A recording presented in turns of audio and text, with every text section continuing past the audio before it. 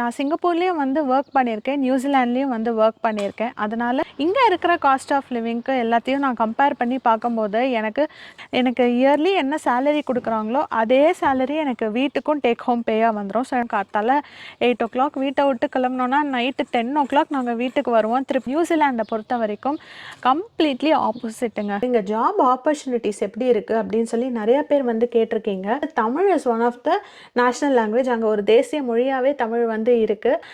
ஒரு அனௌன்ஸ்மெண்ட் சொல்லுவோம்.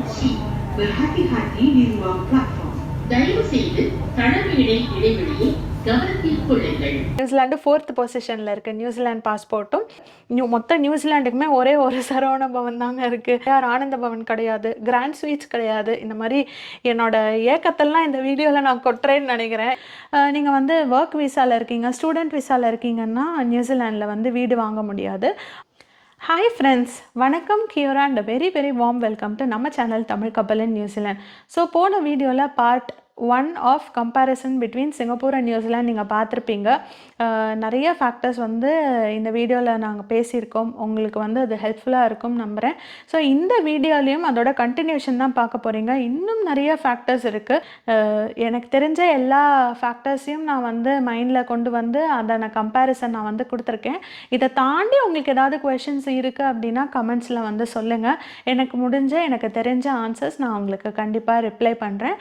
So without any further delay வீடியோக்குள்ளே போகலாம். வீடியோ போகிறதுக்கு முன்னாடி எங்கள் சேனலுக்கு வந்து டெஃபினட்டாக மறக்காமல் சப்ஸ்கிரைப் பண்ணி சப்போர்ட் பண்ணுங்கள். எங்களை இன்ஸ்டாகிராம்லேயும் இதே name Tamil Kappal in New Zealand அப்படிங்கிற ப்ரொஃபைல் நேம்லேயும் ஃபாலோ பண்ண மறக்காதீங்க. இப்போ வீடியோக்குள்ளே போகலாம்.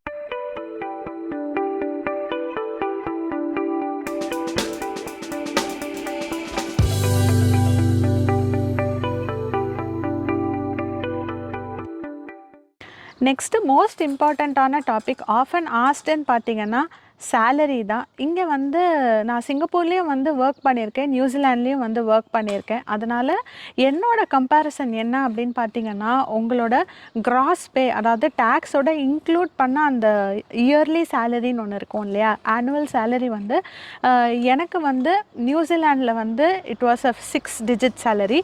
பட் சிங்கப்பூரில் வந்து 5 digit சேலரி. பட் நீங்கள் சிங்கப்பூர் நியூசிலாண்ட் கரன்சி கன்வர்ஷன் எல்லாம் தனியாக வச்சுட்டு இங்கே இருக்கிற காஸ்ட் ஆஃப் லிவிங்க்கு எல்லாத்தையும் நான் கம்பேர் பண்ணி பார்க்கும்போது எனக்கு சிங்கப்பூரில் வந்து எல்லா செலவும் போக கையில் கொஞ்சம் அமௌண்ட்டு ஜாஸ்தியாக மிஞ்சினா மாதிரி இருந்தது. நியூசிலாண்டில் வந்து ரொம்ப கம்மியாக தான் மிஞ்சிச்சு. ஏன்னா இங்கே வந்து டேக்ஸ் பர்சன்டேஜ் வந்து ரொம்ப ஜாஸ்தி நியூசிலாண்டில். அதனால் உங்களுக்கு வந்து நெட் இன்கம் நெட் இயர்லி வந்து திருப்பி 5 digit சேலரிக்கு வந்துடும். நான் ஆல்ரெடி போன வீடியோலேயே ஒரு எக்ஸாம்பிள் சொல்லியிருக்கேன். ஸோ என்னோட சேலரி என்ன அப்படின்னு பார்த்தீங்கன்னா, நான் வந்து ஆனுவலாக ஒரு 135K ஏர்ன் பண்ணேன்னு வச்சுக்கோங்களேன். ஸோ எனக்கு வந்து டேக் ஹோம் பே டேக்ஸ் எல்லாம் போக எனக்கு டேக் ஹோம் பேன்னு பார்த்தீங்கன்னா ரொம்ப கம்மியாக தான் இருக்கும். ஸோ அதில் என்னோடய காஸ்ட் ஆஃப் லிவிங்காக நான் இங்கே மேனேஜ் பண்ணி ஆகணும். பட் சிங்கப்பூரில் வந்து எனக்கு இயர்லி என்ன சேலரி கொடுக்குறாங்களோ அதே சேலரி எனக்கு வீட்டுக்கும் டேக் ஹோம் பேயாக வந்துடும். ஸோ என்னோடய கிராஸ் என்னவோ அதுதான் என் நெட்டுமே. பட் டேக்ஸ் பர்சன்டேஜ் வந்து நான் இயர்லி தனியாக ஃபைல் பண்ணுற மாதிரி இருக்கும். அண்ட் அதோட பர்சன்டேஜும் டெஃபினட்டாக ரொம்ப கம்மி தான் நியூசிலாண்டை கம்பேர் பண்ணுறப்ப. So tax and salary wise பார்த்தீங்கன்னா என்னோட personal opinion Singapore was better அப்படின்னு எனக்கு தோணுச்சுங்க.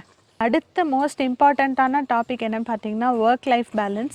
சிங்கப்பூரில் வந்து நான் அடிக்கடி நானும் என் ஹஸ்பண்டும் பேசியிருப்போம், there is no life after work. அந்த மாதிரி தான் இருக்கும். காத்தால 8 o'clock வீட்டை விட்டு கிளம்புனோன்னா நைட்டு 10 o'clock நாங்கள் வீட்டுக்கு வருவோம். திருப்பி நெக்ஸ்ட் டே அதே மாதிரியே ஸ்டார்ட் ஆகும். So our life was fully around work தான். ஒர்க். ஈவன் வீக்கெண்ட்ஸ் கூட நாங்கள் ஒர்க் பண்ணுவோம். ஏர்லி மார்னிங் இந்த ரிலீஸ்லாம் பண்ணுறப்போ ரிலீஸ் சப்போர்ட் நாங்கள் பண்ணியிருக்கேன். ஸோ அந்த மாதிரி எனக்கு லைஃப் அப்படின்னா ஃபுல்லாக அது எடுத்து பார்த்தோன்னா சிங்கப்பூரில் ஒர்க் மட்டும்தான் இருந்தது. நியூசிலாண்டை பொறுத்த வரைக்கும் கம்ப்ளீட்லி ஆப்போசிட்டுங்க.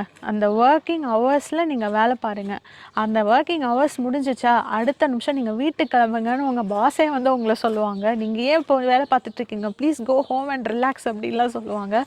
ஸோ ஒர்க் லைஃப் பேலன்ஸை பொறுத்த வரைக்கும் டெஃபினெட்லி நியூசிலாண்ட் இஸ் த பெஸ்ட்டுங்க. நான் இதை சிங்கப்பூரை ஈக்குவேஷன்லேயே கொண்டு வர மாட்டேன், அந்தளவுக்கு நியூசிலாண்ட் வந்து பெஸ்ட்டுங்க. அடுத்தது வந்து ஹாலிடேஸ் பற்றி சொல்கிறேன். சிங்கப்பூரில் வந்து லைக் இயர் எண்டு பார்த்தீங்கன்னா, இந்த கிறிஸ்மஸ் நியூ இயர் டைம்லலாம் வந்து கிறிஸ்மஸ்க்கு ஒரு நாள் பிரேக் இருக்கும், நியூ இயர்க்கு ஒரு நாள் பிரேக் இருக்கும், அவ்வளோதான். பட் நியூசிலாண்டை பொறுத்த வரைக்கும் அந்த entire Christmas new year time 2 weeks வந்து கம்ப்ளீட் ஷட் டவுன். எல்லாருக்குமே இங்கே ஹாலிடே தான். அதனால் எல்லாருமே பயங்கர ஹாலிடே மூடில் இருப்பாங்க. நாங்களும் இப்போ அந்த மூடில் தான் இருக்கோம். ஆனால் நெக்ஸ்ட் வீக்லேருந்து எங்களுக்கு அந்த ஹாலிடே பிரேக் வந்து ஸ்டார்ட் ஆகுது. ஸோ அதுக்கப்புறம் 2 வீக்ஸ் ஜான் ஃபஸ்ட் வீக்லேருந்து தான் வந்து ஆஃபீஸஸ் எல்லாமே வந்து இங்கே திருப்பி ரெஸ்யூம் ஆகும். மோஸ்ட் இம்பார்ட்டண்ட்டான ஒரு கொஷின் இருக்குது, இங்கே ஜாப் ஆப்பர்ச்சுனிட்டிஸ் எப்படி இருக்குது அப்படின்னு சொல்லி நிறைய பேர் வந்து கேட்டிருக்கீங்க. சிங்கப்பூரில் வந்து ஜாப் ஆப்பர்ச்சுனிட்டிஸ் எப்படி இருக்குதுன்னு பார்த்தீங்கன்னா ரொம்ப காம்படிட்டிவ் அண்ட் நிறைய ஆப்பர்ச்சுனிட்டிஸ் இருக்குது. சிங்கப்பூரை பொறுத்த வரைக்கும் எக்கச்சக்க கம்பெனிஸ் இருக்குது. நியூசிலாண்டில் அந்த அளவுக்கு கம்பெனிஸ் வந்து கிடையாது. இண்டஸ்ட்ரி எல்லாமே வந்து இங்கே கொஞ்சம் லோ கீயாக தான் மெயின்டைன் பண்ணுவாங்க. சிங்கப்பூர் வந்து ரொம்ப பஸ்ஸிங்கான ஒரு ஸ்பேஸு. நியூசிலாந்து வந்து அந்த அளவுக்கு கிடையாது. ஸோ ஒரு எக்ஸாம்பிளுக்கு நான் சொல்கிறேன், என்னோட ஜாப் டைட்டிலே எடுத்து பாருங்களேன். இப்போ நான் வந்து சீனியர் பிஸ்னஸ் அனலிஸ்ட்டாக இருக்கேன். நான் பிஸ்னஸ் அனலிஸ்ட்டுன்னு சொல்லி சிங்கப்பூரில் வந்து ரோல்ஸ் தேடினேன் அப்படின்னு பார்த்தீங்கன்னா ஒரு 100லேருந்து 150 ரோல் வந்து ஈஸியாக வரும், லிஸ்ட் பண்ணியிருப்பாங்க. பட் அதுவே நியூசிலாண்டில் பார்த்தீங்கன்னா மேக்ஸிமம் ஒரு 20-30 ரோல்ஸ் வந்து லிஸ்ட் பண்ணியிருப்பாங்க, அவ்வளோதான் இருக்கும். ஸோ ஜாப் ஆப்பர்ச்சுனிட்டிஸ் அப்படின்னு பார்த்தீங்கன்னா டெஃபினட்டாக சிங்கப்பூர் தாங்க பெஸ்ட்டு. நியூசிலாந்து வந்து நான் ஆல்ரெடி சொன்ன மாதிரி எல்லாமே கொஞ்சம் ரிலாக்ஸ்டாக தான் இருக்கும் இங்கே. அதனால் ஆப்பர்ச்சுனிட்டிஸுமே கொஞ்சம் கம்மி தான் இங்கே கம்பேர்ட் டு சிங்கப்பூர். நெக்ஸ்ட்டு நம்ம ஊர்லேருந்து வேறு ஒரு கண்ட்ரிக்கு போகிறோம் அப்படின்னா லாங்குவேஜ் நமக்கு வந்து ஈஸியாக அடாப்ட் பண்ணிக்க முடியுதா அப்படின்னு நிறையா பேர் பார்ப்போம். அந்த அடாப்டிவ் பவரை பார்த்தீங்கன்னா என்னை பொறுத்த வரைக்கும் சிங்கப்பூர் பெஸ்ட். ஏன்னா சிங்கப்பூரில் வந்து Tamil is one of the national language. அங்கே ஒரு தேசிய மொழியாகவே தமிழ் வந்து இருக்குது. தமிழை தவிர இங்கிலீஷ், மலே அண்ட் மேண்ட்ரன், இந்த 3 லாங்குவேஜஸ். ஸோ மொத்தம் 4 லாங்குவேஜஸ் வந்து அங்கே அஃபிஷியல் நேஷ்னல் லாங்குவேஜஸ். ஸோ நீங்கள் எங்கே போனாலுமே நீங்கள் தமிழை கேட்கலாம். ஈவன் நீங்கள் ட்ரெயினில் ட்ராவல் பண்ணுறீங்க அப்படின்னா கூட அனௌன்ஸ்மெண்ட்ஸ்லாம் தூய தமிழில் இருக்கும். நிஜமாவே நான் தமிழில் நிறைய வார்த்தைகள் வந்து கற்றுக்கிட்டேன் அப்படின்னா சிங்கப்பூரில் தான். ஒரு அனௌன்ஸ்மெண்ட் சொல்லுவாங்க இந்த மாதிரி, தயவு செய்து தள மேடை இடைவெளியை கவனத்தில் கொள்ளுங்கள் அப்படின்னு தெளிவாக தூய தமிழில் சொல்லுவாங்க. அதை கேட்கவே அவ்வளோ சந்தோஷமாக இருக்கும் அந்த தமிழில் கேட்கும்போது. தயவு செய்து தள மேடை இடைவெளியை கவனத்தில் கொள்ளுங்கள். பட் இதுவே வந்து இந்த நியூசிலாண்டில் வந்து பார்த்திங்கன்னா தமிழ் வந்து அந்த அளவுக்கு கிடையாதுங்க. நம்ம தமிழ் குரூப்ஸில் பீப்புளை பார்க்கும்போது தமிழில் பேசுறது தான். பட் தமிழ் குரூப்ஸ் தமிழ் வந்து நேஷ்னல் லாங்குவேஜா அப்படின்னு கேட்டிங்கன்னா கண்டிப்பாக கிடையாது. ஏன்னா இங்கே பெர்சன்டேஜ் ஆஃப் தமிழ் பீப்புள் வந்து சிங்கப்பூரை கம்பேர் பண்ணுறப்போ கம்மி தான். நியூசிலாண்டில் வைட்லி யூஸ்ட் லாங்குவேஜ்னு பார்த்தீங்கன்னா மெயினாக இங்கிலீஷ் தான். அதுக்கப்புறம் இங்கே இருக்கிற பழங்குடி மக்கள், பூர்வக்குடி மக்கள், அதாவது மௌரி இன மக்களோட அந்த மௌரி லாங்குவேஜ் தான். ஸோ இந்த 2 லாங்குவேஜ் தான் இங்கே வந்து officially widely used 2 languages. So Tamil, Hindi எல்லாமே வந்து நம்ம தமிழ் பீப்புளுக்குள்ளே, ஹிந்தி பீப்புளுக்குள்ளே பேசிக்கிற லாங்குவேஜஸ் தாங்க நியூசிலாண்டை பொறுத்த வரைக்கும். அதே மாதிரி நம்ம Tamil festivals and Indian festivals இப்போது சிங்கப்பூர்லலாம் பார்த்திங்கன்னா நம்ம தீபாவளிக்கு வந்து அங்கே national holiday, public holiday. But நியூசிலாண்டில் வந்து தீபாவளிக்கெலாம் ஹாலிடேவே கிடையாதுங்க, பப்ளிக் ஹாலிடே கிடையாது. அதே மாதிரி சிங்கப்பூரில் நம்ம தைப்பூசம் இருக்கு இல்லையா, அதெல்லாம் ரொம்ப விமர்சையாக கொண்டாடுவாங்க. ரொம்ப அழகாக இருக்கும் அதெல்லாம் பார்க்கும்போது. எல்லோரும் காவடிலாம் எடுத்துகிட்டு ரோட்லாம் பிளாக் பண்ணி காவடி, பால் குடம் இதெல்லாமே எடுத்துகிட்டு ப்ரொசஷன்லாம் போவாங்க. அது பார்க்கவே ரொம்ப நல்லா இருக்கும். அந்த அளவுக்கு வந்து நியூசிலாண்டில் வந்து எதிர்பார்க்க முடியாது. டெஃபினட்டாக இங்கேயும் வந்து டெம்பிள்ஸ்லாம் இருக்குது. பட் அந்த அளவுக்கு விமர்சையாக ரோடெல்லாம் பிளாக் பண்ணி அத்தனை பேர் பண்ணுற மாதிரி இங்கே இருக்காது. அந்த டெம்பிள்ஸ்குள்ளே இந்த ஃபெஸ்டிவல்ஸ் எல்லாமே தாராளமாக கண்டக்ட் பண்ணுவாங்க. பட் இந்த மாதிரி பெரிய ஸ்கேலில் வந்து இங்கே யாரும் பண்ண மாட்டாங்க அங்கே நியூசிலாண்டில். அடுத்தது proximity to our own country. நம்ம இந்தியா பக்கத்தில் எந்த கண்ட்ரி இருக்குது அப்படின்னு பார்த்தீங்கன்னா டெஃபினட்டாக சிங்கப்பூர் தான். நான் சிங்கப்பூரில் இருந்தப்போ நாங்கள் நினச்சா இந்தியா போகலாம் அப்படிங்கிற ஒரு நிலமையில தான் நாங்கள் இருந்தோம். பட் எங்களுக்கு அதுக்கான நெகட்டிவ் சைடு என்ன அப்படின்னு பார்த்தீங்கன்னா எங்களுக்கு வந்து 2 பேருக்கும் அட் அ டைத்தில் லீவ் கிடைக்கிறது ரொம்ப கஷ்டம். ஸோ அதனால் நாங்கள் வருஷத்துக்கு ஒரு தடவை தான் இந்தியா போகிற மாதிரியான ஒரு சுச்சுவேஷன். பட் ஸ்டில் நினச்சா டக்குன்னு ஒரு ஃப்ளைட்டை புக் பண்ணோமா, இந்தியா போனோமா அப்படின்னு இருக்கலாம். And at the same time உங்களுக்கு ரவுண்ட் ட்ரிப், அதாவது டூ அண்ட் ஃப்ரோ ஃப்ளைட் டிக்கெட்டுமே வந்து டெஃபினட்டாக சீப்பாக தான் இருக்கும். மேக்ஸிமம் ஒரு 300 to 500 அந்த மாதிரி அந்த ரேஞ்சிலே வந்து உங்களுக்கு டிக்கெட்ஸ் முடிஞ்சிடும். ஒரு ஆஃப் பீக் டைம்லலாம் நீங்கள் போனீங்க அப்படின்னா. நாங்கள் மோஸ்ட்லி அந்த மாதிரி ஆஃப் பீக் டைமில் தான் நாங்கள் ட்ராவல் பண்ணுவோம். பட் நியூசிலாண்டை கம்பேர் பண்ணுறப்போ it is very very far far away from India. ரொம்ப தள்ளி தான் இருக்குது. நியூசிலாண்ட்லேருந்து நீங்கள் இந்தியா போகணும் அப்படின்னா சாலிடாக 24 மணி நேரம் தேவைப்படுங்க. ஆல்ரெடி எங்களோட ட்ராவல் விளாக்ஸ்லாம் நீங்கள் பார்த்துருப்பீங்க. நாங்கள் எப்படி நியூசிலாண்ட்லேருந்து ஒரு தடவையும் அதுவும் இந்த குட்டியை தூக்கிட்டு இந்தியா ட்ராவல் பண்ணும்போது எவ்வளோ விஷயங்கள் நாங்கள் வந்து பிளான் பண்ணி பேக் பண்ணி எப்படிலாம் நாங்கள் போயிட்டு வரோம் அப்படின்னு சொல்லி நீங்கள் பார்த்துருப்பீங்க. 24 hours ஆகும் உங்களுக்கு நியூசிலாண்ட்லேருந்து இந்தியா போகிறதுக்கு. அதுக்கப்புறம் இந்த ஜெட் லேக் அது இதுன்னு சொல்லி இந்தியாவில் 2-3 நாள் உங்களுக்கு வந்து ஆஃப் செட் பண்ணிடுவீங்க. அதே மாதிரி இந்தியாவிலேருந்து நீங்கள் நியூசிலாந்து வரப்போவும் அதே மாதிரி தான் உங்களுக்கு 2-3 நாள் ஜெட் லேக்லேயே போயிடும். அதுக்கப்புறம் அதை சரி பண்ணி தான் நீங்கள் உங்களோட ரொட்டீன் லைஃப்க்கு நீங்கள் வருவீங்க. அதே மாதிரி டிக்கெட்ஸும் பார்த்தீங்கன்னா டெஃபினட்டாக எக்ஸ்பென்சிவ் கம்பேர்ட் டு சிங்கப்பூர். ஒருத்தருக்கு ஒரு ரவுண்ட் ட்ரிப்புக்கு டெஃபினட்டாக ஒரு $2,000 கிட்ட வந்து உங்களுக்கு ட்ராவல் டிக்கெட்டு ஃப்ளைட் டிக்கெட்டாக ஆகிடும். ஸோ நியூசிலாந்து வந்து டெஃபினட்டாக இந்த விஷயத்தில் வந்து நான் வந்து ரேட்டிங் கொடுக்கவே மாட்டேன். இந்த விஷயத்தில் சிங்கப்பூர் தான் வந்து சூப்பர். அதே மாதிரி சிங்கப்பூர்லேருந்து இந்தியாவுக்கு நீங்கள் போகணுன்னா எக்கச்சக்க ஏர்லைன்ஸ் இருக்குது. நீங்கள் எந்த ஏர்லைனில் வேணாலும் ட்ராவல் பண்ணலாம். அந்த மாதிரி எக்கச்சக்க ஏர்லைன்ஸ் இருக்குது. பட் நியூசிலாண்ட்லேருந்து நீங்கள் இந்தியாவுக்கு ட்ராவல் பண்ணணுன்னா டைரக்ட் ஃப்ளைட்டே கிடையாது. நீங்கள் சிங்கப்பூரோ இல்லை மலேசியா அந்த மாதிரி போய் தான் நீங்கள் இந்தியா போகிற மாதிரி இருக்கும். நான் வந்து ஸ்பெசிஃபிக்காக சென்னை ரீஜனுக்கு சொல்கிறேன். ஸோ இந்த மாதிரி நெகட்டிவ்ஸ்லாம் டெஃபினட்டாக நியூசிலாண்டுக்கு தான் இருக்குங்க. எந்த பாஸ்போர்ட் வந்து ரொம்ப பவர்ஃபுல் அப்படின்னு பார்த்தீங்கன்னா டெஃபினட்டாக சிங்கப்பூர் தாங்க. Singapore is the first country. பாஸ்போர்ட்டில் அதுதான் வந்து டாப்பில் இருக்குது பவர்ஃபுல்னஸில். ஸோ இந்த சிங்கப்பூர் பாஸ்போர்ட்டை வச்சு ஐ திங்க் க்ளோஸ் டு ஒரு 195-98 கண்ட்ரிஸ் கிட்ட நீங்கள் விசா இல்லாமல் ட்ராவல் பண்ணலாம். ஸோ நியூசிலாண்டும் வந்து ரொம்ப மோசம்லாம் கிடையாதுங்க. நியூசிலாண்டு 4th பொசிஷனில் இருக்குது. நியூசிலாந்து பாஸ்போர்ட்டும் கிட்டத்தட்ட ஒரு 178 கண்ட்ரீஸ்க்கு வந்து நியூசிலாந்து பாஸ்போர்ட்டை மட்டுமே நீங்கள் வச்சுட்டு அந்த கண்ட்ரிக்கு விசாவே இல்லாமல் நீங்கள் வந்து ட்ராவல் பண்ணலாம். So New Zealand is also equally powerful. But most powerful அப்படின்னு பார்த்தீங்கன்னா சிங்கப்பூர் தான் டெஃபினட்டாக. அடுத்த முக்கியமான டாபிக் சேஃப்டி அண்ட் க்ரைம். சிங்கப்பூரை பற்றி பார்க்கும்போது சிங்கப்பூர் ரொம்ப சேஃபான ஒரு கண்ட்ரியாக தான் நாங்கள் ஃபீல் பண்ணியிருக்கோம். ரேசிஸ்ட் அட்டாக்ஸ்லாம் இருக்குது, நான் இல்லைன்னு சொல்ல மாட்டேன். 2 கண்ட்ரீஸ்லையுமே ரேசிஸ்ட் அட்டாக்ஸ் இருக்குது. அது வந்து ஒரு த்ரெட்டு தான். பட் நான் சொல்கிறது வந்து இந்த தெஃப்ட்டு, கொள்ளை அதை பற்றி நான் பேசிகிட்ருக்கேன். ஸோ அதை பொறுத்த வரைக்கும் சிங்கப்பூர் வந்து டெஃபினட்டாக சேஃபான கண்ட்ரியாக நாங்கள் ஃபீல் பண்ணோம். நியூசிலாந்து வந்து க்ரைம் ரேட்டில் கொஞ்சம் அதிகம் தாங்க சிங்கப்பூரை கம்பேர் பண்ணுறப்போ. ஸோ சேஃபர் அப்படின்னு பார்த்தீங்கன்னா டெஃபினட்டாக சிங்கப்பூர் தான். நியூசிலாந்து வந்து இன்னும் கொஞ்சம் பெட்டர் ஆகும் இன்னும் ஃப்யூச்சரில் அப்படின்னு நம்புவோமாக. But not too bad. But இங்கே வந்து நிறையா அந்த கொள்ளை அதெல்லாம் டெஃபினட்டாக ஜாஸ்தியாக இருக்குது சிங்கப்பூரை கம்பேர் பண்ணுறப்போ.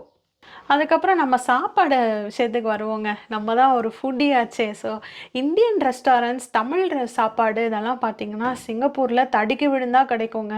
நிறைய கடை இருக்குது தமிழ் சாப்பாடு கிடைக்கிறதுக்கு. எல்லாம் தமிழ்லேயே ரொம்ப அழகாக தமிழில் பேசிட்டு வாங்க தம்பி வாங்கம்மா என்ன சாப்பிட்றீங்க, தோசை சாப்பிட்றீங்களா அப்படிலாம் கேட்டு ஒரு தோசைக்கு ஒரு சட்னி, 2 சட்னி, ஒரு சாம்பார், பொங்கல், வடை அப்படின்னு சொல்லி நினைக்கும் போதே நாங்கள் எச்சு ஊறுதுங்க.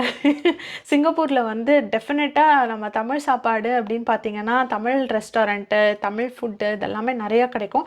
இந்தியன் ரெஸ்டாரண்ட்ஸும் நிறையா இருக்குது. நான் ஸ்பெசிஃபிக்காக தமிழ் ரெஸ்டாரண்ட் பற்றி சொல்கிறேன். ஏன்னா நம்ம வந்து என்ன தான் நீங்கள் வந்து சப்பாத்தி, நான் அப்படின்னு சாப்பிட்டாலும் நம்ம இட்லி, தோசை, பொங்கல் சாப்பிட்ற மாதிரி வராது இல்லையா? அதனால நான் சொல்கிறேன்.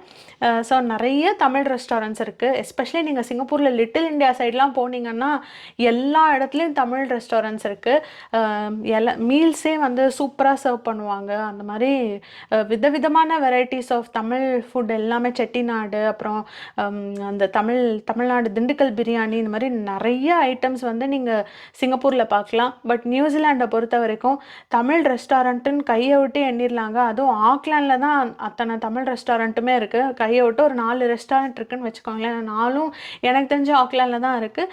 மற்ற சிட்டிஸ்லாம் பார்த்தீங்கன்னா ஏதோ 1-2 அவ்வளோதான் இருக்கும். அதே மாதிரி ஆக்லாண்டில் தான் வந்து இந்த சரவண பவன் இருக்குது. மொத்த நியூசிலாண்டுக்குமே ஒரே ஒரு சரவண பவன் தாங்க இருக்குது.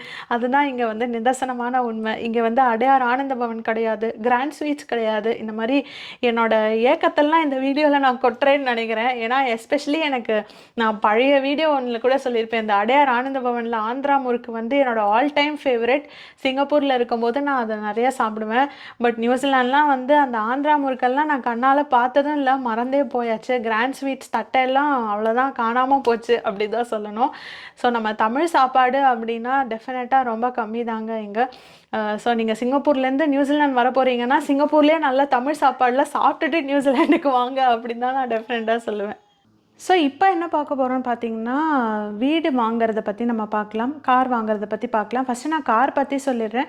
கார் வந்து சிங்கப்பூரில் வந்து வாங்குறது ரொம்ப கஷ்டங்க. ரொம்ப நிறைய டேக்ஸ் அமௌண்ட் நீங்கள் பே பண்ணுற மாதிரி இருக்கும். ரோட் டேக்ஸ், சிஓஇன்னு சொல்லுவாங்க, அதெல்லாம் ரொம்ப எக்ஸ்பென்சிவாக இருக்கும். கார் அமௌண்ட்டை விட அது நிறையா மடங்கு ஜாஸ்தியாக இருக்கும்.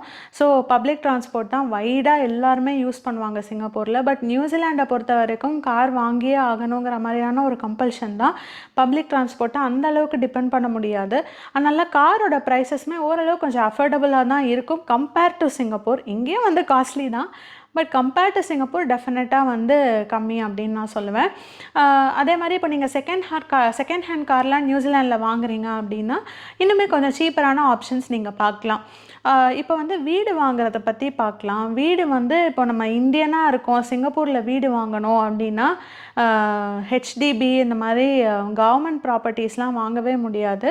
நீங்கள் வந்து காண்டோஸ் வேணால் பார்க்கலாம், பட் அதுவுமே ரொம்ப எக்ஸ்பென்சிவாக இருக்கும். காண்டோ எல்லாமே நீங்கள் அந்த ஸ்டாம்ப் டியூட்டி இல்லாமல் நிறையா பே பண்ணுற மாதிரி இருக்கும்.